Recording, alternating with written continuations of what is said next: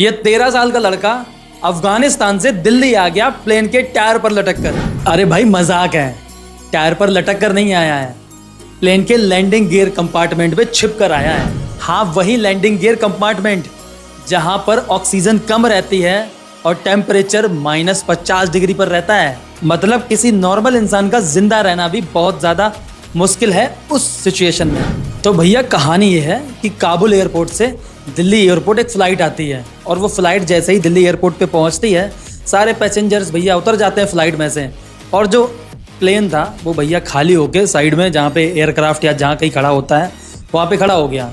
तो वहाँ पर जो ग्राउंड की स्टाफ थी ना, उसने इस बच्चे को देखा रजिस्ट्रिक्ट एरिया में एयरक्राफ्ट के बाहर रनवे पर। तो भैया उस लड़के को उसने पकड़ा, तुरंत जाके एयरपोर्ट पे रिपोर्ट किया। तो जब वो लड़का पकड़ा गया और जब इन्वेस्टिगेशन हुई तो पता चला काबुल एयरपोर्ट का जो सिक्योरिटी सिस्टम है ना, वो दुनिया में सबसे पावरफुल है।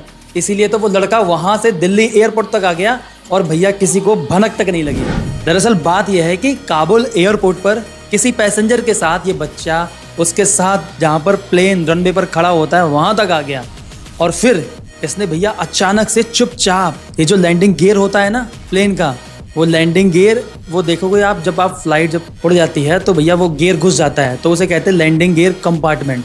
तो वो भैया वहीं पे जाके छुप गया जहाँ पर रहना, मतलब उस टेम्परेचर में किसी का जीना, जिंदा रहना बहुत मुश्किल है।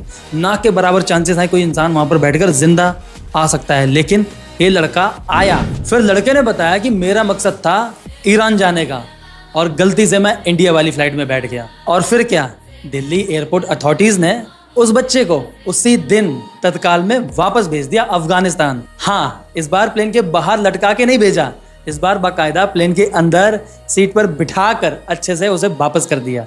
और जिन लोगों ने अभी फ्लाइट पर बैठकर ट्रैवल नहीं किया है वो भी अपना सपना पूरा कर सकते हैं, ऐसे जैसे इस लड़के ने किया है। हाँ, वो अलग बात है कि आप डेस्टिनेशन तक पहुंचते हैं कि नहीं पहुंचते हैं, वो आप कितने लकी हैं उस पर डिपेंड करता है। लेकिन हाँ भैया, सवारी तो फ्री की है।